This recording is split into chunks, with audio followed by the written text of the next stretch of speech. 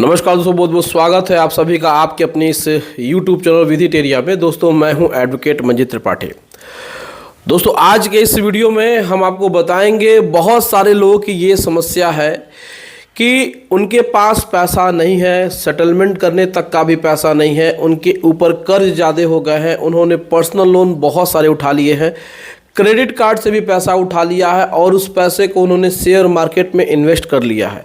मेरे पास बहुत सारे कॉल्स आते हैं जिसमें से बहुत सारे लोगों का क्वेश्चन यही होता है कि सर मैं इस जॉब में हूँ, मैं इस व्यवसाय में हूँ, लेकिन मैंने कुछ गलत कदम उठा लिए, कुछ लोगों के चक्कर में आकर के मैंने बहुत सारा पैसा क्रेडिट कार्ड से निकाल लिए, कुछ मैंने दोस्तों से उधार ले लिए और बहुत सारे बैंक से, ऑनलाइन ऐप से मैंने पर्सनल लोन ले लिया।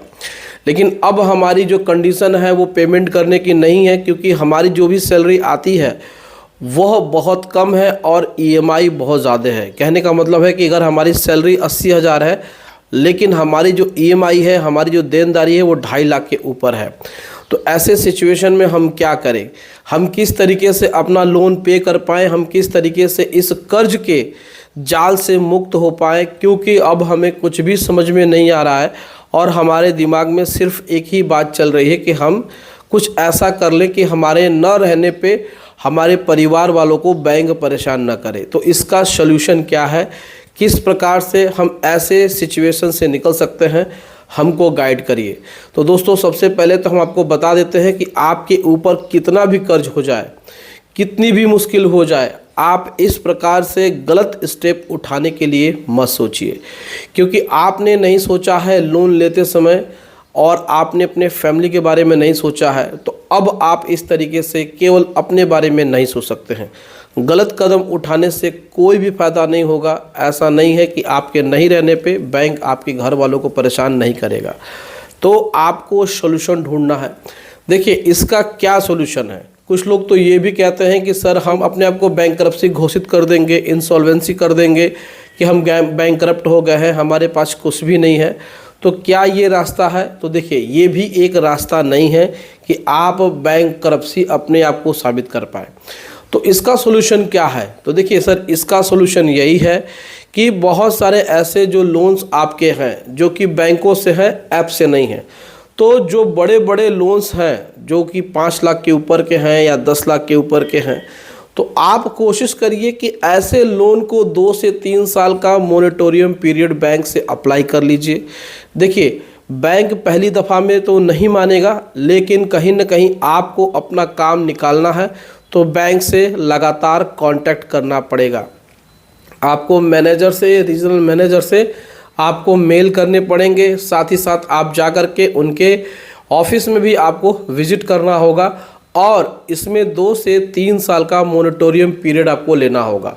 जितने भी बड़े लोन हैं जितमें आपकी ईएमआई ज़्यादा जा रही है, तो उसमें अगर आप 2 से 3 साल का मोरेटोरियम ले लेते हैं और जितने छोटे छोटे लोन्स हैं इनको आप टाइमली पेमेंट करते हैं, तो यकीन मानिए आप इस लोन के जंजाल से निकल सकते हैं।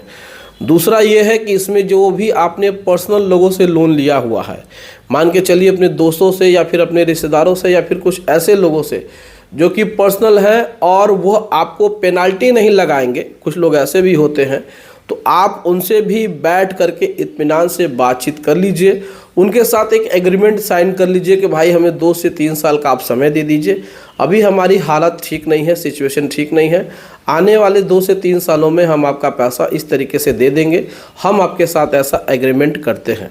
लेकिन आप लोग के मन में ये जो उलूल जुलूल बातें होती हैं कि हम कुछ ऐसा कर लेंगे कि हम नहीं रहेंगे तो बैंक वाले हमको परेशान तो अब तो नहीं कर पाएंगे, हमारी फैमिली वालों को भी परेशान नहीं कर पाएंगे, तो ये आपका सोचना गलत है, क्योंकि आपकी फैमिली से भी बैंक वसूली कर सकता है, ऐसा कानून है। आपके फादर से भी, आपके जो भी फैमिली में जो भी लोग हैं उनसे भी वह वसूली कर सकता है, क्योंकि जिस फैमिली में आप रहते हैं, जिस संपत्ति में आप रहते हैं अपने घर में, उसमें कहीं ना कहीं अगर आपका शेयर है तो वो आपके नाम पर कभी न कभी आएगा। तो इसलिए बैंक आपके फादर को, आपकी मदर को, आपकी वाइफ को भी पार्टी बना करके नोटिस भेज सकता है। दूसरा, इसमें लोग जो पूछते हैं कि हम इसमें इंसॉल्वेंट हो जाएं, हम इसमें बैंकरप्ट हो जाएं, हम कोर्ट से कोई ऐसा कागज़ बनवा लें, तो ऐसा बिल्कुल भी नहीं है। ऐसी व्यवस्था कहीं नहीं है कि आप इंसॉल्वेंसी बनवा लें या फिर आप बैंकरप्सी बनवा लें। देखिए, ये एक बहुत ही टेक्निकल पॉइंट है। अगर आप अपने आप को बैंकरप्ट घोषित करते हैं तो यकीन मानिए अपने जीवन काल में आप 1 रुपए के भी मालिकाना हक को नहीं दर्शा सकते हैं। यानी कि आप कहीं भी खाते नहीं खोल सकते हैं, आप कहीं भी पैन कार्ड का इस्तेमाल नहीं कर सकते हैं, आप अपने नाम से कुछ भी खरीद नहीं सकते हैं, आप जॉब नहीं कर सकते हैं। तो कहने का मतलब ये है कि आपके नाम से कोई संपत्ति भविष्य में नहीं हो सकती है। तो इससे आपको और भी दिक्कत हो जाएगी आने वाले समय में। तो यकीन मान के चलिए, अगर आपकी ईएमआई ज़्यादा है आपकी सैलरी से, तो इसमें बहुत ही आपको ठंडे दिमाग से बैंक से बैठ करके बात करना है, उनसे मोरेटोरियम ले लेना है। और कुछ लोन में आपको एक रीस्ट्रक्चर की सुविधा होती है, वो भी आप करा सकते हैं। रीस्ट्रक्चर में क्या होता है कि हो सकता है कि आपका लोन पीरियड बढ़ा दिया जाए और उसमें आपकी जो ईएमआई है वो घट करके आधी हो जाएगी, तो आप समय पे अपना लोन दे पाएंगे। लेकिन इस प्रकार से उलूल जुलूल बातें करके आप खुद को भी तकलीफ़ देंगे, अपनी फैमिली को भी तकलीफ़ में लाएंगे और आपका इससे कुछ भी भला होने वाला नहीं है। तो आप कभी भी गलत कदम उठाने से पहले अपने बारे में और अपनी फैमिली के बारे में ज़रूर सोच लें। इससे आपका लोन ख़त्म नहीं होगा, आपकी जिम्मेदारी ख़त्म नहीं होगी, बैंक अपना काम, अपना रिकवरी ज़रूर करेगा। तो ये समझ लीजिए कि आपको बैंक से ही बात करना है, बैंक आपको समय बिल्कुल दे देगा और इस समस्या से आप बहुत ही आसानी से निकल करके आ सकते हैं। इसमें आपको डरने की बिल्कुल ज़रूरत नहीं है, परेशान होने की बिल्कुल भी ज़रूरत नहीं है। तो अगर आपको ये बात समझ में आई है और वीडियो अच्छी लगी है तो वीडियो को लाइक ज़रूर करिए, क्योंकि आप लोग लाइक बहुत कम करते हैं। इसको शेयर भी कर दीजिए अपने दोस्तों में जिन्होंने भी लोन लिया है, जो परेशान चल रहे हैं, उनको इस वीडियो से काफ़ी मदद मिलेगी। और इस हमारे चैनल को सब्सक्राइब करके हमें सपोर्ट ज़रूर प्रदान करिएगा। चलिए मिलते हैं अगली वीडियो में एक नए टॉपिक के साथ। तब तक आप अपना और अपने पूरे परिवार का ध्यान ज़रूर रखिए। Thank you so much. जय हिंद दोस्तों।